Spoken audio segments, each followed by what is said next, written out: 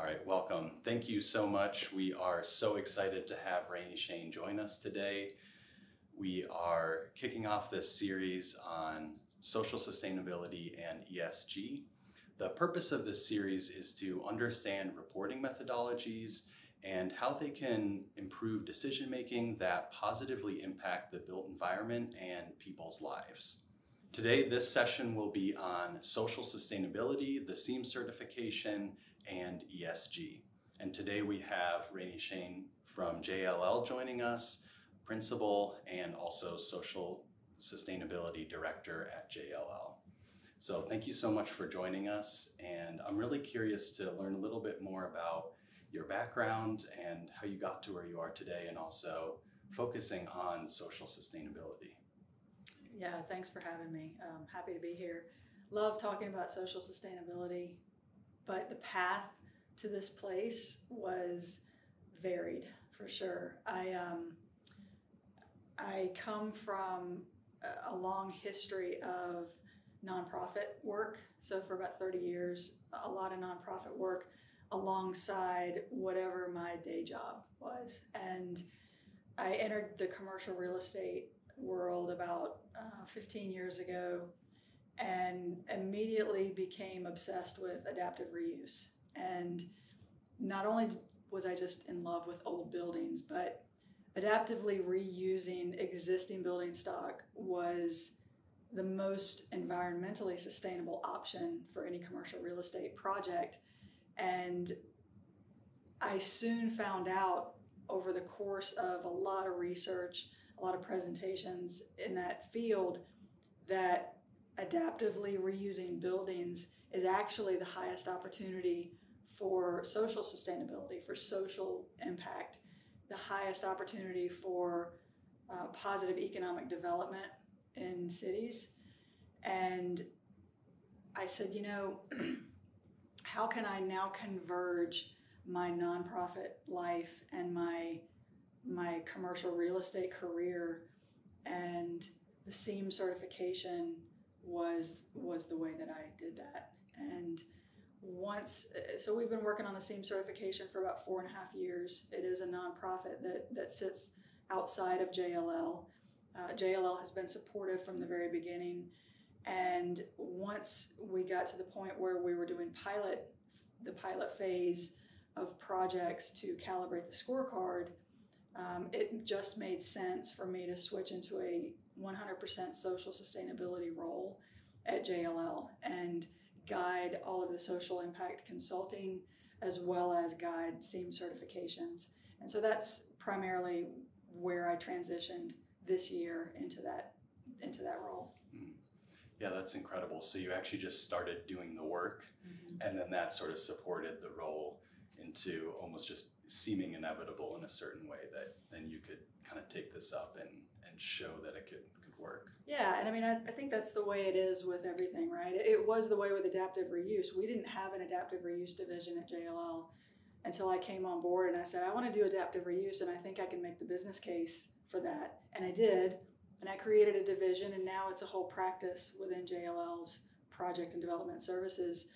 And so I said, well, let's do this with social sustainability. What's the business case? And it's there. It's absolutely there, especially now. The demand for social impact and social sustainability is at the highest peak I've ever seen it. And so let's capitalize on that and do some good in the world. So it was just perfect timing. Yeah, that's great. And I'm curious, when you did have those initial conversations for making the business case, what kind of things did you present? Did you have any metrics or data or anything, or is it more of a conversation? Yeah, so we had the idea to create a social impact certification for commercial real estate, and we created a rudimentary scorecard. We'll probably frame that like our first dollar because it was really, really bad.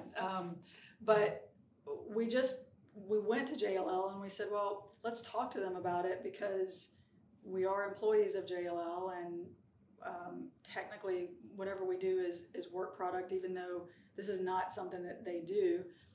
so we had early conversations. We said, hey, we have this idea to create this social impact certification, and we talked them through it. We showed them the scorecard. We told them why we wanted to do it.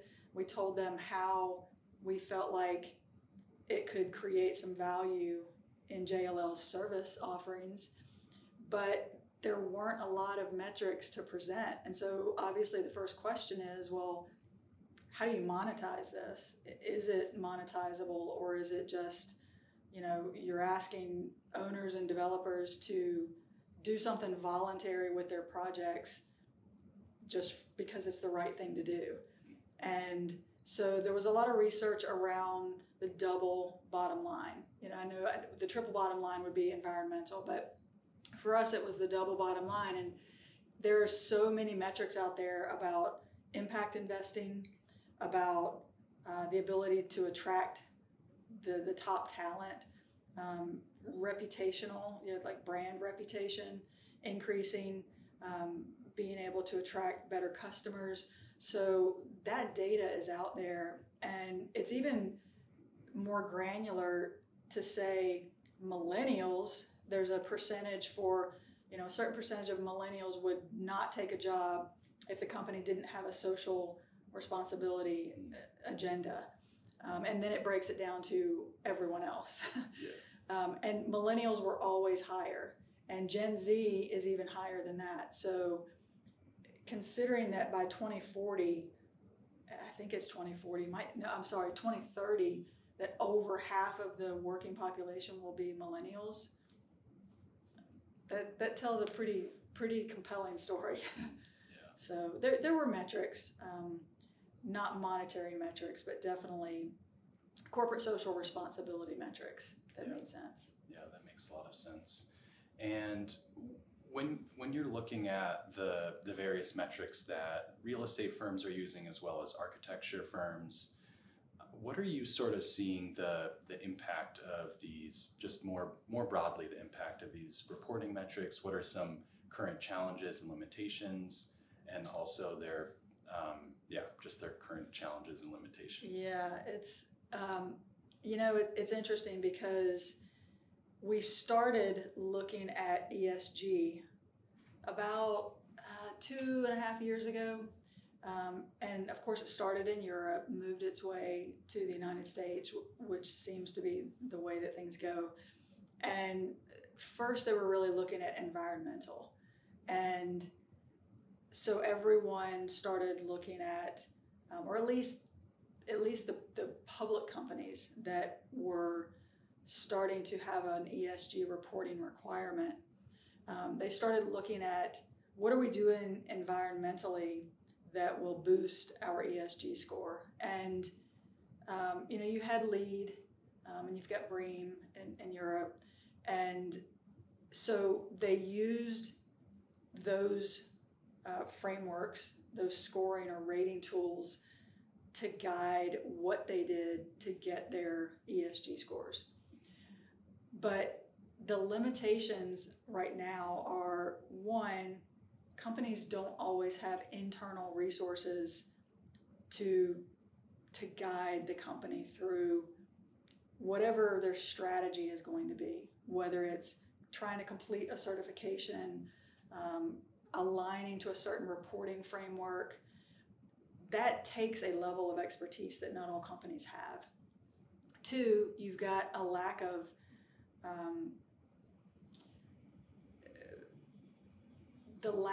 wanting to spend money on hiring outside consultants to align you to a reporting framework or guide you through a certification. And then there's also this lack of alignment in the international community towards one framework.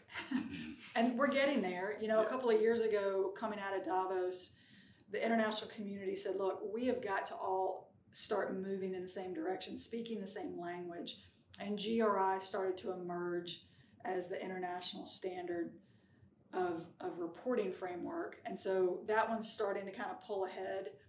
And in real estate, GRESB, has come a long way. But so there's this lack of consensus on which is the best one. then you've got a lack of confidence that the reporting framework that you're choosing is going to provide you the outcomes or targets that you're looking for. So there's a lot of challenges. I think we're still in our infancy of trying to figure out how we're going to report environmental, definitely social. Social is lagging so far behind environmental because we're just now starting to focus on it. And the issue with that is social science and physical science are very different. They're measured very differently. A lot of social science is measured qualitatively versus quantitative measurements and very discrete metrics within physical science. And so when you look at health, environmental, it's pretty easy to create metrics that you can apply apples to apples. Internal air quality, there's a number. And so I can compare you to your competitor down the street in that category. In social, it's not quite that easy. And so the way that a lot of reporting frameworks and a lot of social strategies have come about is they are trying to measure social value in the same way that they were measuring health or environmental. And it doesn't really work.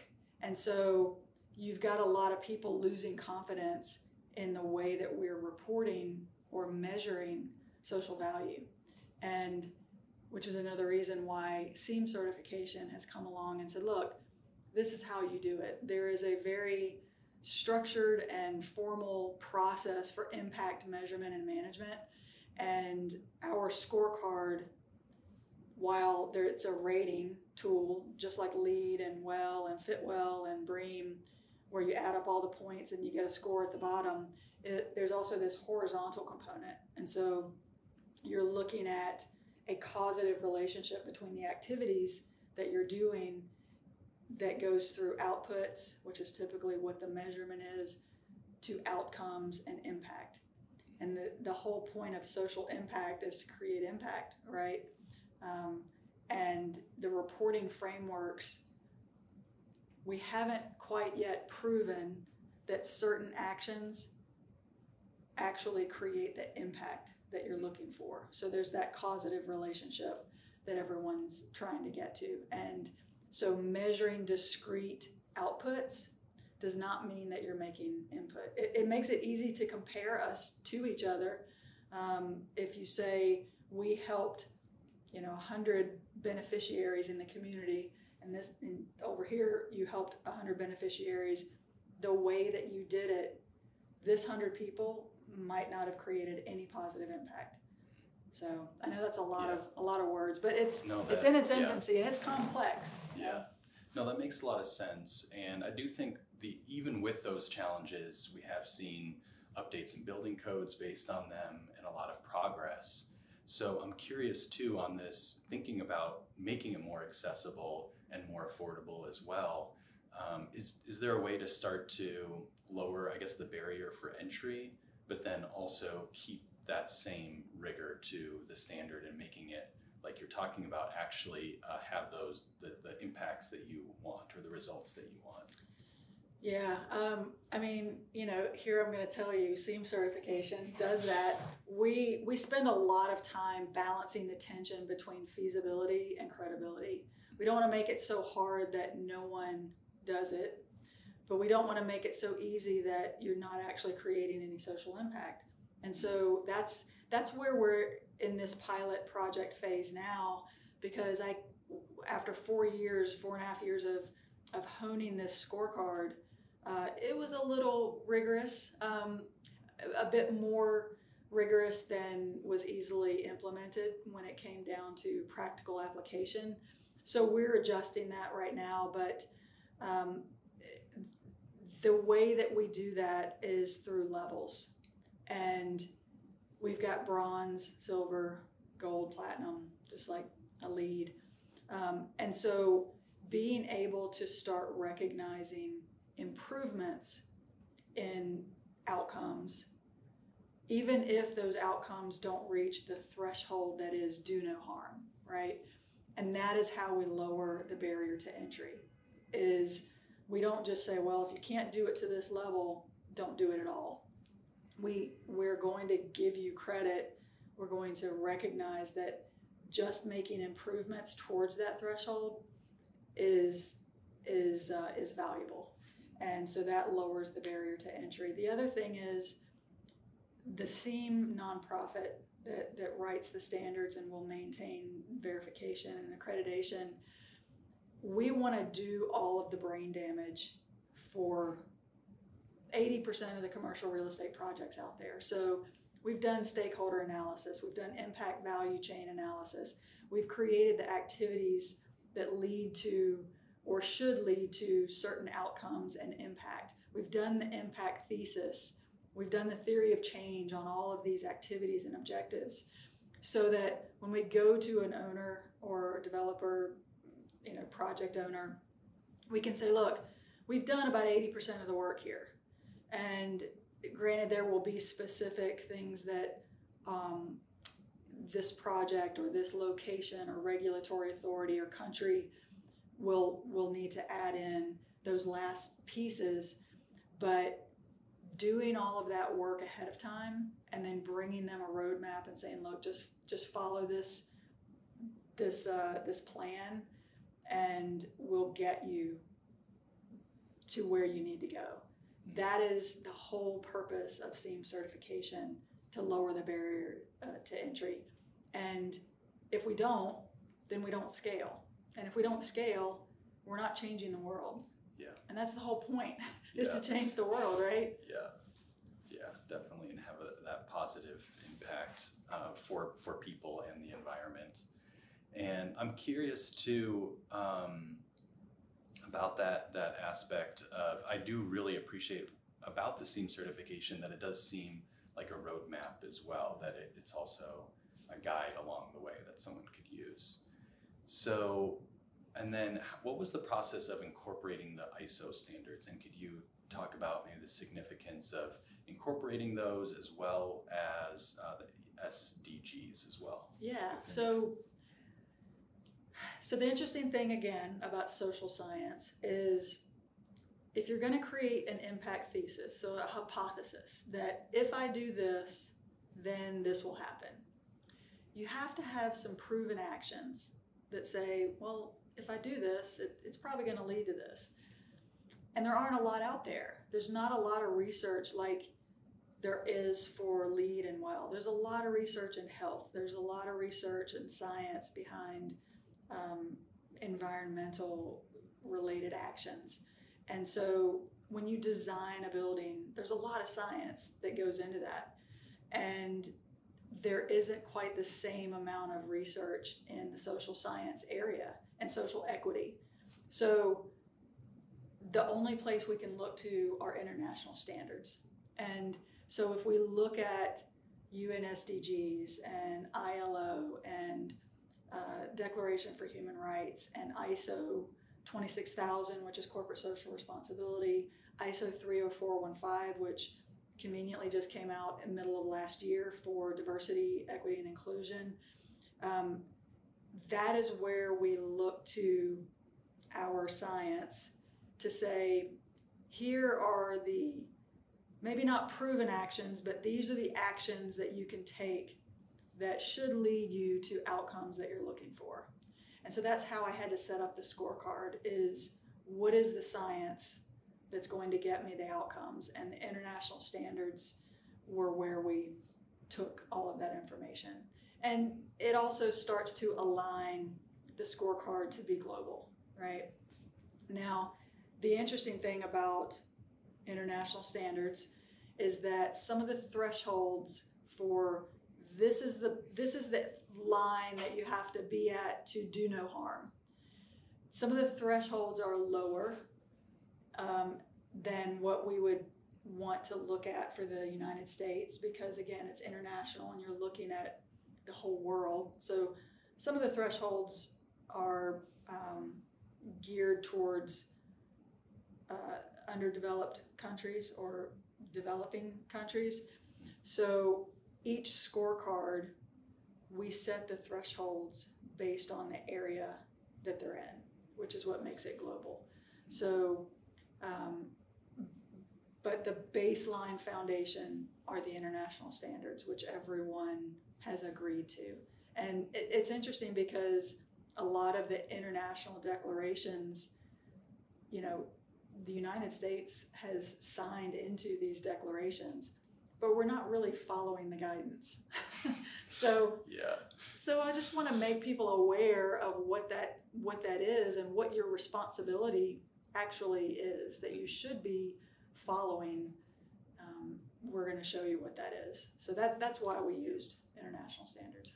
And when you do start to read some of those too, if you really follow some of those things, they're really helpful, both guidance as well as, if you really like take those seriously, they can really have tremendous, positive impact.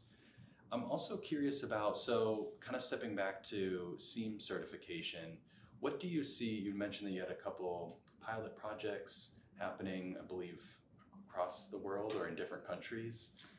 We're actually only doing pilot projects in the Americas right now. We've got some on the waiting list in Asia Pacific and the UK, but we're just calibrating for Americas right now, and then we'll probably do some pilot projects there as well. Okay. So, and then what do you sort of see the roadmap for adoption and growth with the SEAM certification? You know, if you'd asked me that question 3 years ago, I would have said, I have no idea. We're going to have to really convince people to do this. But what I have found so far, which surprised me, but man, just motivated me and inspired me, is that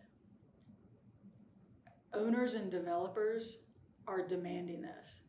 They are coming to us saying, oh my gosh, you are exactly what we've been looking for.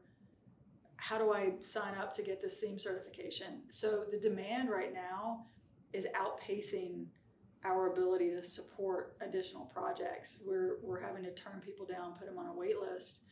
So I actually see, at least into the near future, that the adoption is going to be pretty quick. Everyone that is looking to increase their S in their ESG score or to make a social impact with their real estate is looking for a solution. And when they see the SEAM certification, they look at the scorecard, they're like, this is exactly the roadmap we've been waiting for. So I'm positive, I'm optimistic that it will be adopted pretty quickly. I hope that, you know, in a year, I'm discussing our world-class problem of we can't keep up with the pace of demand. And, you know, I don't know, ask me in a year. Yeah. Wow, that's incredible. That actually just gave me chills hearing that. That's really great to hear. You don't want to be like, do this, do this, do this. But when you have that acceptance right off the bat, that's really good to hear. Yeah, it's like, you really need to do this. You really need to do this. Yeah. They're like, you had me at hello. Yeah. Great. Yeah, it's really pretty awesome. Mm-hmm. So you mentioned ESG, so I'm curious if we could transition to that as well. So first, just what is ESG and what kind of impact is it having, as well as the future development and kind of growth of ESG? Yeah, so ESG has become really popular in the last couple of years, and it started out as a rating tool. And investors would use this rating tool really to screen out companies that didn't have some type of environmental or social initiatives or actions, screening out companies that didn't have governance. It started as a rating tool that screened out companies that didn't have some type of environmental, social governance in place that investors were looking for. And it really moved into trying to look at what positive impact are you having with with regards to environmental action, social action, proper governance of your organization. And it's really it's a rating tool. Well, it started as a rating tool for investments and impact investing. And there's $27 trillion in impact investing right now. And it's interesting because when it first came on the scene, we're like, oh, well, only public companies care about their ESG score or their ESG rating. And now really every company is looking at their ESG rating because society is demanding some type of transparency around what are you doing for the planet? What are you doing for people? And what type of organization are you? And so a lot of frameworks came out to help you create your ESG rating. So you could report all your actions in these areas and it would give you this ESG score. And it's interesting because you could have an ESG score of one thing today, but you're rated against your peers. So if your peers start outpacing you, you could be first here, but they start outpacing you, then you're behind. And then you have to do something better, which I think is brilliant. Just keep creating this competition to do better, better, better. The bar starts to raise. So that's really where ESG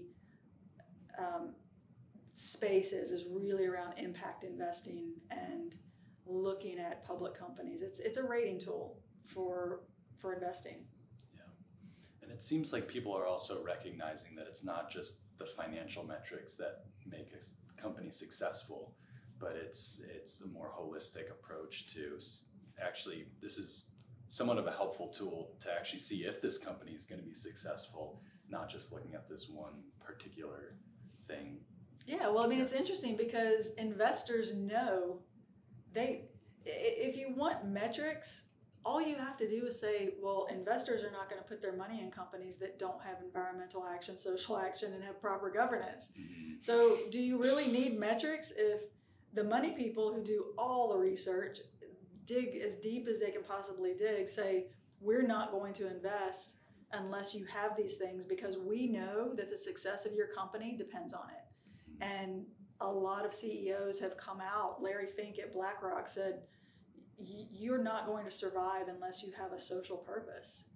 And that's fantastic. I mean, I think this is a fantastic time to be launching SEAM certification because everyone now understands that companies have a responsibility to all of the stakeholders, all of the people experiencing impact from the activities of their company. And real estate obviously touches a lot of people. The built environment touches a lot of stakeholders.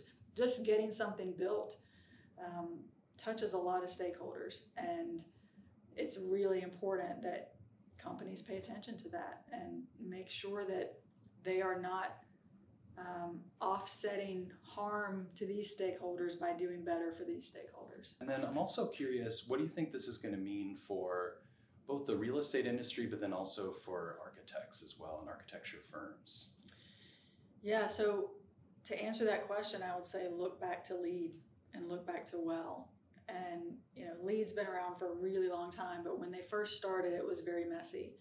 And architects, GCs, they were like, what is this? What do you mean you want me to do this extra stuff? Well, we're going to have to charge you more for that.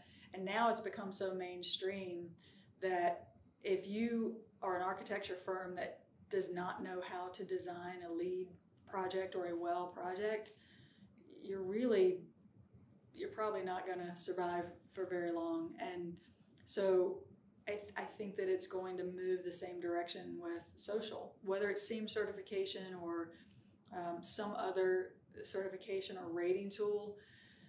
Architects, engineers, contractors, consultants that don't know how to guide a client through that process are probably going to fall behind. And so the good thing is that with SEAM certification, and it should be this way for all certifications, The emphasis, the level of effort is higher for the SEAM accredited professional than it is for the architect and GC. So in a LEED and WELL certification, architects and GCs have a pretty high level of effort, especially the architects, because the design of the asset is intense, right?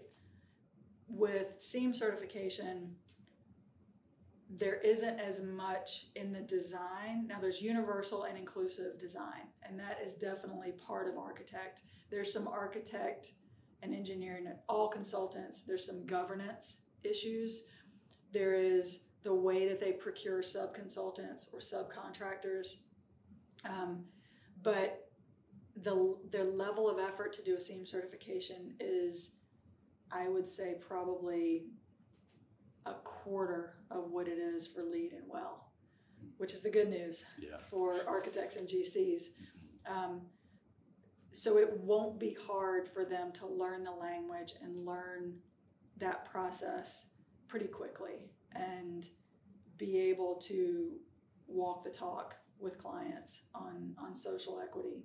So be a SEAM AP. AP, yeah, to be a SEAM AP. Yeah, I mean, obviously we're going to have the sustainability community that align to having another certification, and it's cool because we've got a wait list for our first accreditation cohort, and a lot of them are LEED, WELL, Fitwell professionals already. So we're seeing a lot of sustainability professionals gravitating towards wanting to be SEAM APs. But then there are a lot of people that are just really interested in corporate social responsibility that also want to be SEAM APs. They don't have those environmental credentials behind them. So it's really anyone that wants to help companies change the world.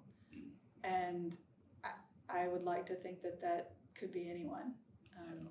I think the LEED and WELL and Fitwell and BREEAM professionals probably have a little bit of an advantage because they've already done rating tools. They know how to gather information, lead clients through the actions that they need to take, gathering all the verification documents, and understanding what it takes to put together an application that once it goes into review will be approved. So there's that advantage there, but seeing the third-party verification of our applications, obviously in the beginning we're going to be a bit more lenient and guide SEAM APs through being able to create an application package that meets the standards and gets approved. So, probably the third and fourth review fee won't kick in for a while. I see. Okay. So yeah, what will be the process of becoming SEAM or SEAM AP? You'll be on the waiting list, and then so we're starting our first beta cohort in July. Our waiting list is pretty big, so we'll probably have to start a beta 2 cohort soon after that. And we'll teach those SEAM AP candidates the process of going through the scorecard. It's a lot. I mean, it's probably a bit more onerous than a LEED or a WELL, because you're really becoming this social impact consultant, and that whole horizontal part of our scorecard of being able to set a theory of change or a logic model for every objective on our scorecard is a process that needs to be taught. So we'll run them through the training. They will react to it. They'll give feedback. We'll calibrate the training based on all of that feedback. And then once the accreditation training is finished, it'll be just like LEED and WELL. You can go through the training materials, sit for the exam. Once you pass the exam, you're provisional. You guide one client through a successful certification, then you're a SEAM AP. Okay, great. Yeah. I think I'm really encouraged that a lot of frameworks are trying to solve the social equity issue. And you know, I get excited when I hear about the lead pilot credits in the social equity space, and I'm in conversations with USGBC and trying to align our scorecard with their scorecard, and I'm in contact with Fitwell, and there's a lot of momentum, and so we need to take advantage of this momentum. And I think that any real estate project that happens without some environmental framework, some health and wellness framework, and some social equity framework, that's the golden trifecta. And if you do a real estate project without those, you're missing an opportunity to really make the world a better place. And I hope that that's important to as many people as I think it is. And what I'm seeing so far is that it is. So I think we are on the precipice of systemically changing the way commercial real estate is accomplished. And that's pretty exciting. Yeah, definitely. And also eventually just becoming a base standard that then can be built off of and from. Yeah. What do you think are some of the more important things to look at when it comes to social sustainability, and also in terms of what can be reported? It's all about what impact you created. So, you know, you look at outputs like indoor air quality. There's a number that comes up for indoor air quality. You test it, here's the number, and that's your output. The science and research says if you reach an indoor air quality score of this, people will be healthier. There's research and science that shows that all day long. There isn't as much on the social side, so we have to measure that. And we measure the output, but then we have to go back and look at, did it create the outcome that we were looking for? And the only way to do that is stakeholder engagement, which you don't have a whole lot of stakeholder engagement with a LEED certification or a WELL certification. Now, likely there was stakeholder engagement in a lot of the research and studies, right? But the SEAM certification is about stakeholder engagement, asking the people that are experiencing the impact, what's the threshold that is good enough? When would you be satisfied that this is accomplished? And then doing the activity that you think is going to create that outcome, and then measuring the outcome at the end. So you measure it at the beginning, you measure it at the end, you subtract what would have happened anyway, right? So there could have been a little bit of positive that would have happened regardless of whether you were there anyway. You got to subtract that out. You don't get credit for that. Mm-hmm. And then the variance is the impact. Mm-hmm. And that is what is so different with a SEAM certification or social impact, truly measuring the impact. Now, if a WELL certification said, all right, we put this amount of light into a space, and that's supposed to make people happier or more productive or whatever. Then they come in and they test, did it actually make them more productive? Did it actually make them happier? Without that information, you can't really say that you've created impact, right? And that is just the basis for impact measurement and management. And then the management part is, okay, well, if it didn't create the outcome and the impact that we were looking for, how do you adjust your activity to make it better?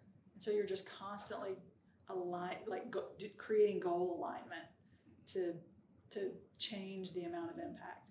Obviously wanting to have the highest positive impact that you can. Yeah, that's great. And also, yeah, so that's basically sort of just verifying what you're saying is actually exactly doing that's that. all it is. People are like, how do you know how to do this or how to do that, or how do we solve the problem of, how much we need to do in this community or what we need to do in this community. I'm like, it's a really easy answer. These are really hard questions, but there's one very easy answer. Ask the people that are experiencing the impact from your activities. Ask them. That's all you have to do. And ironically, that creates the biggest risk for a project owner, is asking the opinion of the people that are impacted. And if you go out and ask the community, hey, are you good with us taking down all the trees on this site? What are they going to say? Hell no, we're not okay with that. And then you do it anyway. Now you have set up, a reputational risk. So creating stakeholder engagement, creating grievance processes, including the voice of the people that are experiencing impact, it represents risk, but it has to be done. The overarching theme for any impact measurement program has to be stakeholder engagement, and it has to be efficient stakeholder engagement, because you can't just go out and ask a bunch of people. There's this whole process of creating an engagement protocol that you're asking the right questions. You should only be asking questions that you're going to use to make decisions. You should create it in a way that you're not providing undue burden on an already marginalized or underrepresented group. You don't want to create harm by asking their opinion, right? And if you don't do it correctly, you can actually introduce harm to stakeholders before you ever even get started, and you're just trying to ask for an opinion. So that's the social science part that comes in. And I think that I have seen it done where consultants will come in and they'll go, oh, we'll start asking the community, without ever thinking about the engagement protocol and how to set that up so that you're not introducing harm, you're asking the right questions, you're getting the right information to be able to impact decision making. Yeah. So it's complicated, which is why we want to do all the brain damage for the companies. Yeah. Like, look, you don't have to do that brain damage. It is hard. We're not going to lie. It's hard. But we know how to do it, and we'll take you through that. It's kind of like if I wanted to design my own house, I could design my own house. It'd probably fall down on me. That's why we go to architects. You guys are doing the brain damage. You already know all of the stuff that needs to happen to build a proper house. So why would I go build a house without an architect?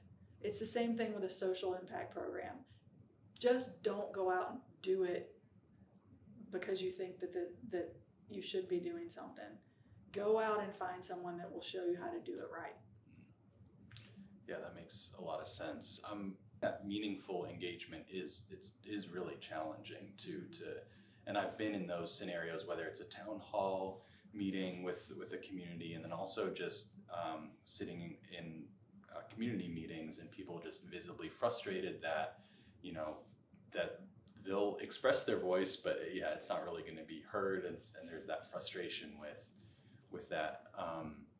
But I'm curious, so if you had to kind of speculate, I think with the SEAM certification, it seems like it will definitely vary project to project, which is sort of the most meaningful impact.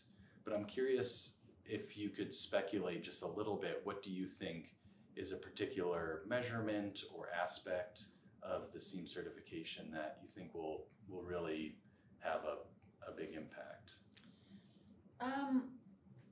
So there's some themes that we guide them through. There are definite areas where the input of the owner, so the DNA of the owner, and then the DNA of the community, the stakeholders that you're asking, will kind of set the course for certain initiatives, like whether you're looking at poverty or racial justice or hunger or education. But some of the themes throughout the scorecard that I think will have the biggest impact are diversity, among the project teams. So creating opportunities for underrepresented groups to be able to work on projects.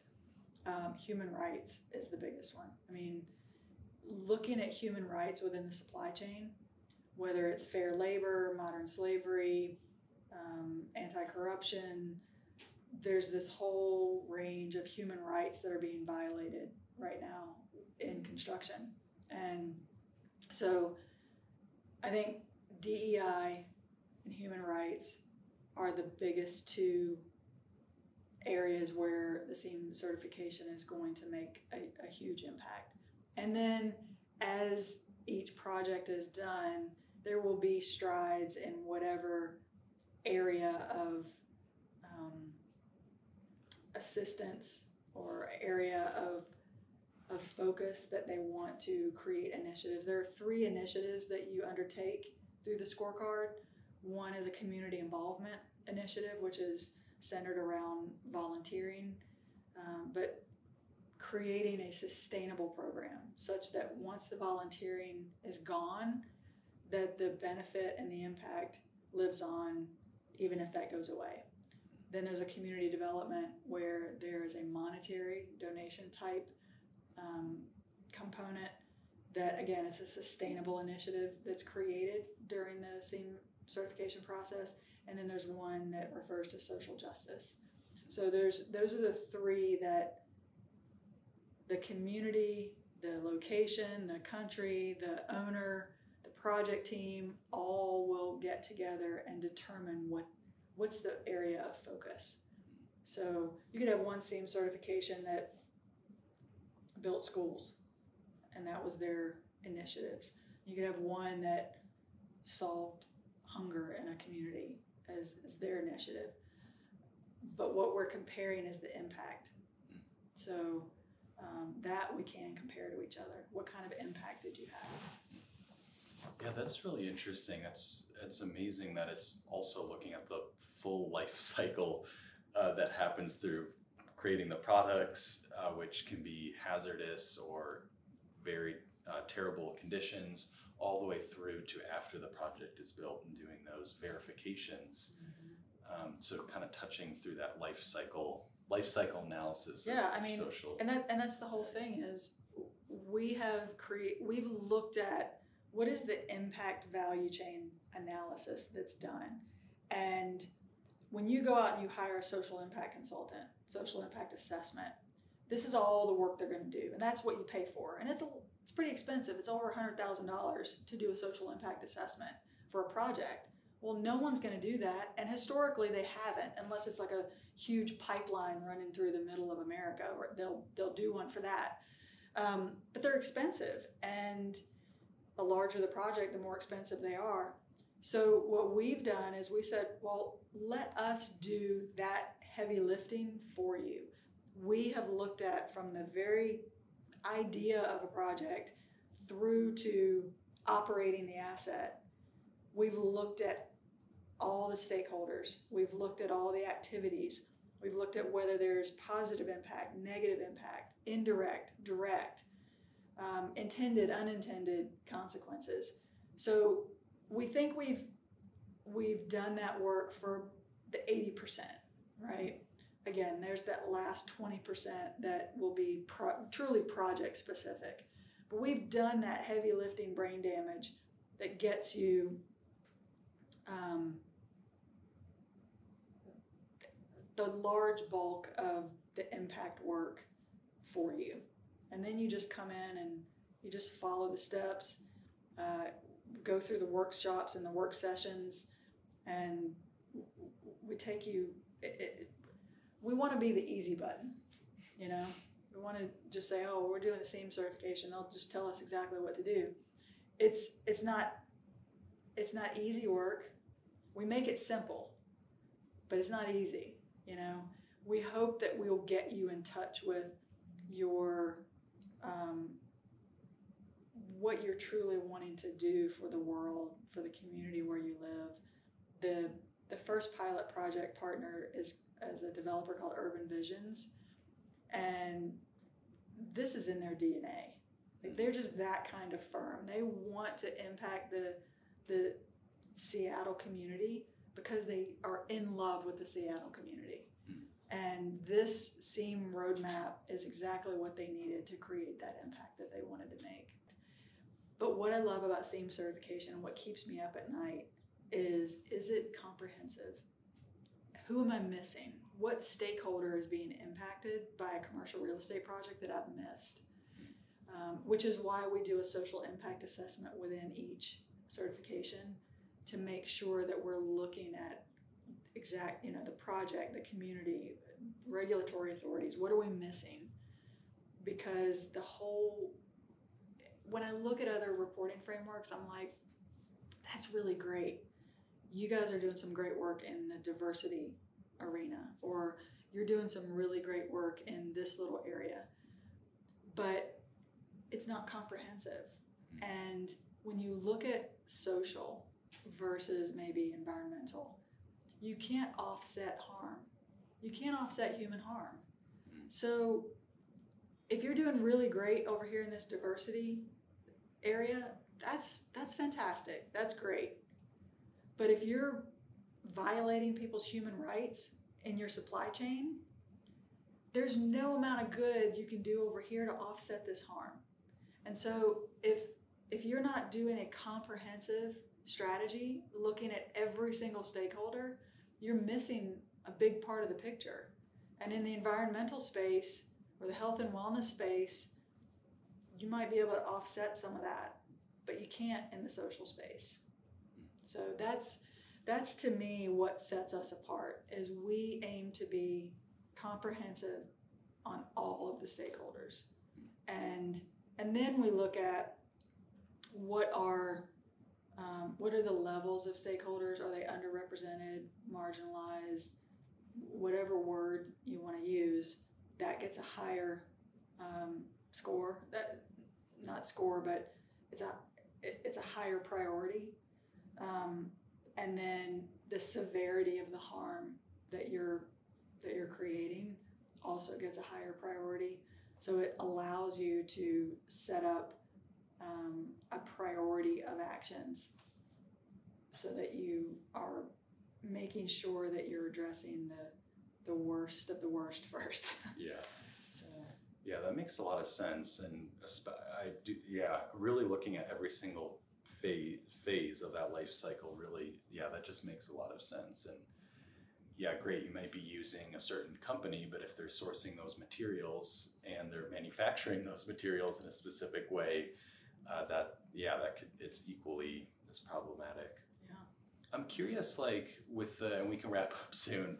I'm curious with the mapping. This will be my last question, I swear. I'm curious with mapping in terms of looking at GIS data and that kind of thing. Have you incorporated or thought about ways that we can use GIS information with the tool, or how that can assist? Yeah, I mean, so it's interesting. There are some GIS tools that start to deliver information and data about socioeconomic conditions, racial and ethnicity makeups of communities. And so again, we're talking about that priority level. If you are doing a project in a certain area, then you could create a bigger impact. So your impact score increases in this area versus if you did the exact same thing in this area, it wouldn't be as high because maybe these communities aren't underrepresented or underserved. So I think that's where GIS data really starts to color what impact, how that translates to impact. Yeah, that's what I've seen. And I've looked at some of those GIS tools that give that information. I haven't quite incorporated them into what we're doing yet, but I hope to in the future. I mean, we definitely want to look at that for every single project so that we can help set those priority levels. But I haven't quite figured that one out some of those decisions. Absolutely, because I mean, you can look at a project and say you're in a certain community that's kind of in your sphere of influence, and you see that there are, there's one grocery store every block, and if you're in Atlanta, it's one Waffle House on every corner. Now you know you do not need to incorporate a Waffle House into your project, right? Yeah. But if you're missing health clinics, like GI status says there's no health clinics in this whole community. Now you're like, okay, we need to create a health clinic in this location. That is part of the initiatives that we're going to do to help this community. So that's where that's a great point about GIS data, and that's something that we look at for what do we need to create in this project that the community is lacking.